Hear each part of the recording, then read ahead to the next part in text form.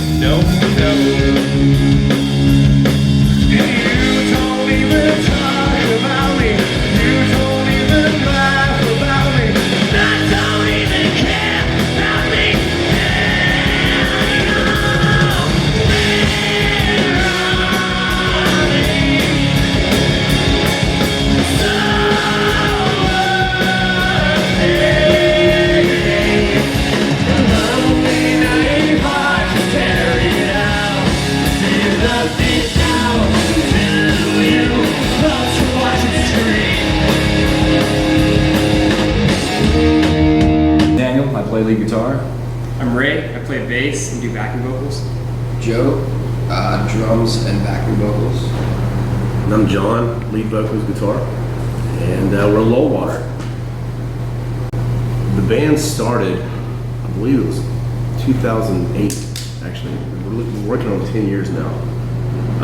In a basement off of Lullwater Road, close to Duncan Springs Road. Really close to Duncan Springs. But we started then in college, and obviously we went through several member changes, went through drummers and bass players, guitar players. But I think it was just the growing pains of the band that we every band starts off young, and then you kind of you find out what direction you want to take, and what's your sound, and what's your identity, and what you want to do, and all these things. And I think we definitely went through that with the band.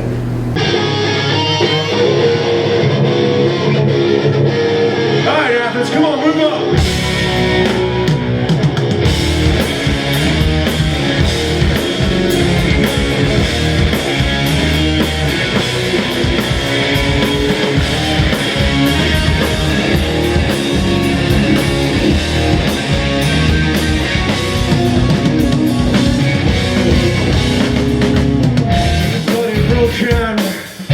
Not quite dead. What can I do while you break my heart? Change it like it, changing everything. Loud the sounds of when you're quiet, they walk away. Shaking, hopeless now, and I'm divided, trembling, people crowd, and I wait decided.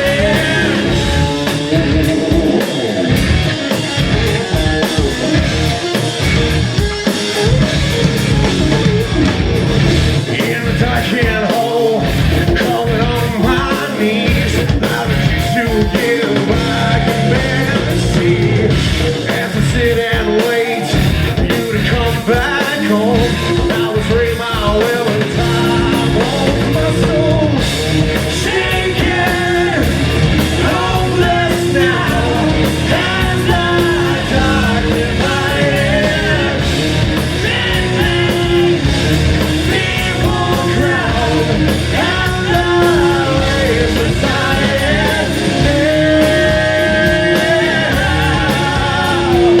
Earlier stuff, we evolved. We played cover songs in college bars between, Brett and I and Nick, our old drummer, and we played college gigs for 5 days a week. Played Wagon Wheel 100 million times, Wonderwall, stuff like that. And then that gets old, so we wanted to just to do original music and play our original songs. And we went through and did some demos and kind of started figuring out the recording process and what we needed to work on and all those things. That's kind of where we started from. It's very much of a collective effort. It's like, one of my favorite bands is Pearl Jam, and they do the same thing. They've got like you know, it's all collective. It's here, Stone's doing this, and Mike McCready's doing this, and Eddie's doing this, and, you know, everybody brings something to the table, and it just gels into what Lullwater is. And it's not one individual that's writing a riff or a chorus or a verse or this. It's the collective, and that's what I think makes Lullwater such a good group, because it's not just one. You know, I mean, everybody brings something to the table. Benny has amazing songs on this new record that he wrote that we kind of like tinkered with. We jacked a lot of his riff ideas. Oh yeah, I mean Benny's a shredder. He's badass. So It it's like, changes a lot, but turn it into a Lullwater song. Someone will have one idea, and then the other three come in and just like beat it, and it changes and shifts shape, and then eventually you come up with something that we're and then you take it to the Swede and he shits all over it. Yeah, that's true. I'm kidding, yeah, give me love.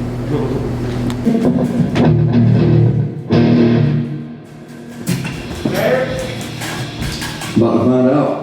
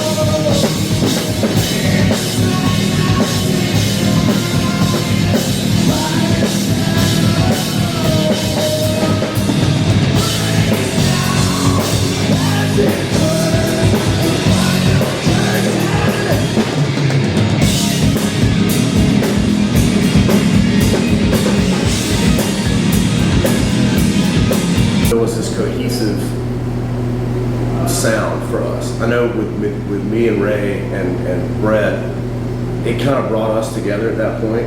And you know, I'd grown up idolizing the 90s grunge movement. And a lot of those bands came out of London Bridge when we did that record. So it you know, on top of being starstruck, I guess, when we first went into the studio, it was a legit studio. It was a huge experience for us. We're out of our element. We're in Seattle, and you know, all these great bands that had been before us. So the pressure was definitely on for us to do a good record. And then we had to fire our drummer day 3, our former drummer that day. So it was chaos, but it was definitely a magical place for us. And I think that record, it kind of shows that. We definitely have that 90s grunge Seattle kind of tone and sound, because Jonathan Plum was engineering and producing it. And but no, it was a huge impact. For me, definitely, I think we were all just in awe of the place that we were at to begin with. But then it made us be better musicians because of that record. That's a lot. This song's louder than things. Thank you guys so much.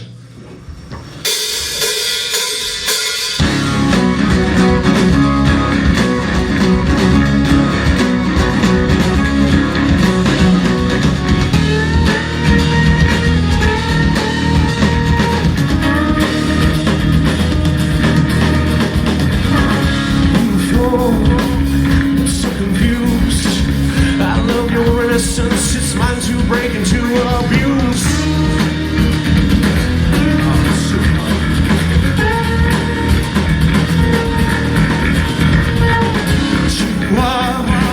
I spit you out. I'll wring every last drop from you. I'm thirsty from this drought.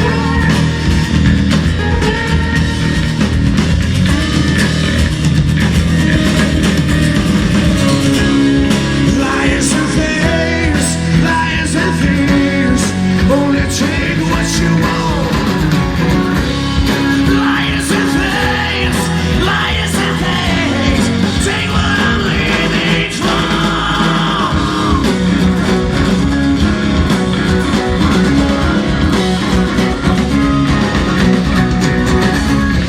You You've just come back from New Orleans having cut a second record. Third record. Third, yeah. How was New Orleans different from Seattle? Polar opposites. I don't know if we have enough tape. We don't, yeah. How much time? We were there for almost a month, right at a month. And we lived in the French Quarter. It's fucking insanity. It was the album that we recorded where we had the least control. We had to give ourselves over to the process the most. And it brought us all together like any album recording will, but also it was a struggle in a lot of ways. We're all butting heads just because we all wanted to have the best product, but it all came together in the end. It really has a New Orleans flavor to it. Yeah, it's got horns and strings and piano and we grew up, yeah. And the last record, the unreleased record, the third record that you're talking about, we're naming it Voodoo for that reason, because I don't think anyone here in our band is very religious, but that shit's real. Voodoo it's a real entity and it's a real influence on this record for sure. And I think because of the third record, Voodoo, we were all coming from it was a very emotional time for everyone in the band at the same time. Normally it's been in the past where one person might be going through a certain issue and then, everything's good on this guy's end. And we're all kind of in our different world. But going into this record, the heartache and the pain and the struggle and the strife and everything that we were feeling is very apparent on this new record, because it's a genuine emotion that's coming through on this album, for sure. And it's Vinny's first record with us, so he is Lullwater true and true after the Voodoo experience.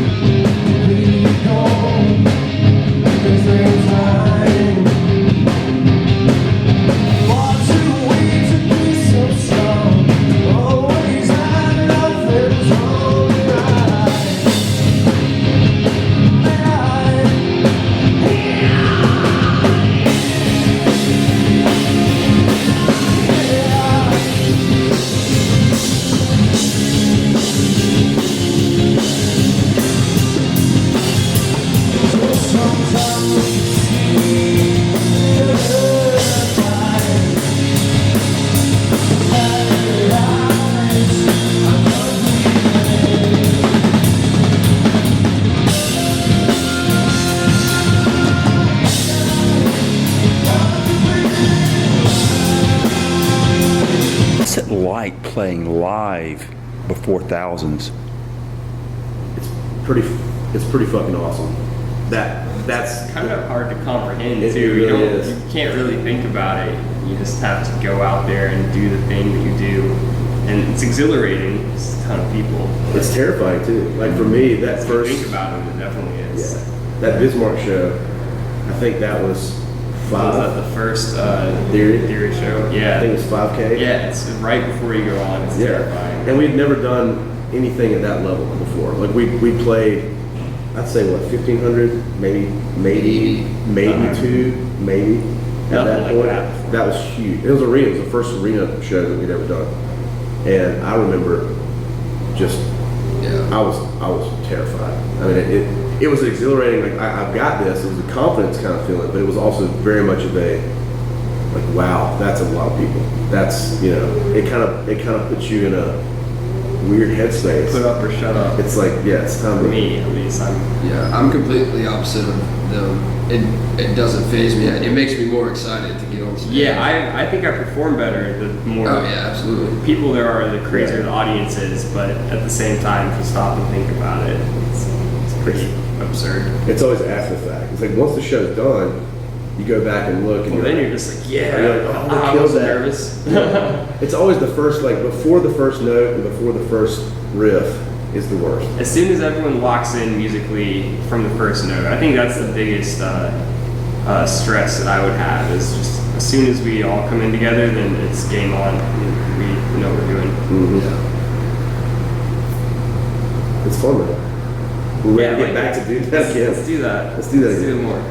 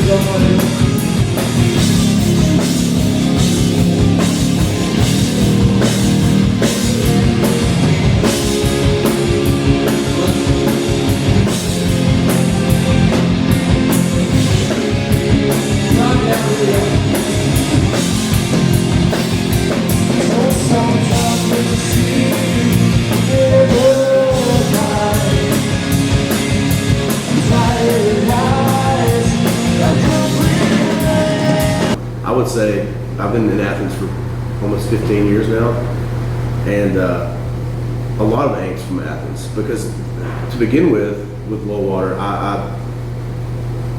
I yearn to have acceptance from Athens as much. Like it consumed me in the beginning. It was like, if we can do this, we get the flagpole, we blah blah blah blah blah. Get the hip management, the PR Yeah, company, and we the did all Athens that. people getting them. Yeah, and like me and Ray would just sit there and talk about what we need to do. And let's go this route, and we tried to.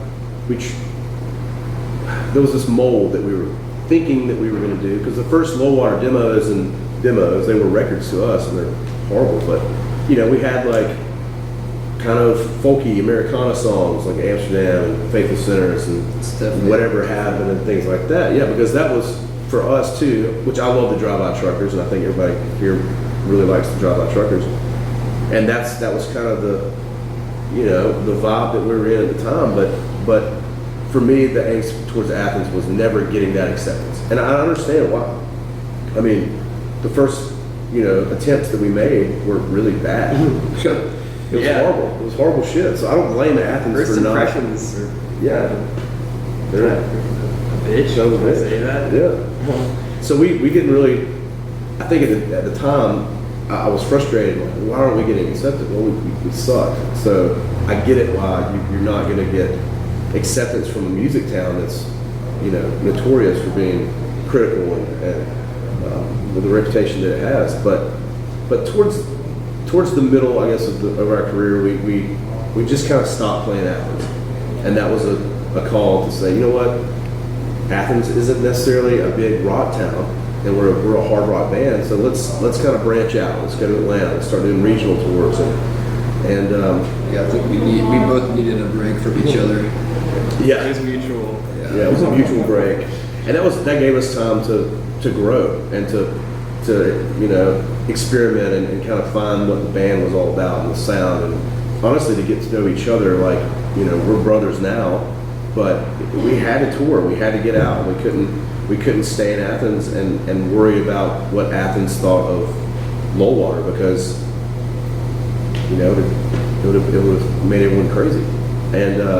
And just recently we're coming back. We played Athens last year on the main stage, and we're doing like, we always try to do an Athens show, like a pre-tour Athens show, somewhere like a little bar or Lullwater, or something to kind of bring it back and say, look, we've gone out, we've toured nationally in Canada and things like that. We've been on the road for years and years and years, but we never really built an Athens fan base, because we just kind of said fuck off for a while, and I think it's everyone's looking at Athens like, all right, let's bring it back here. Let's start playing rock shows with rock bands, and that's the cool thing about Athens now. Yeah, we moved back, and now there's all sorts of rock bands. Yeah, there's a ton of rock bands like Good Looks, Polar Waves, Over Monkeys, yeah.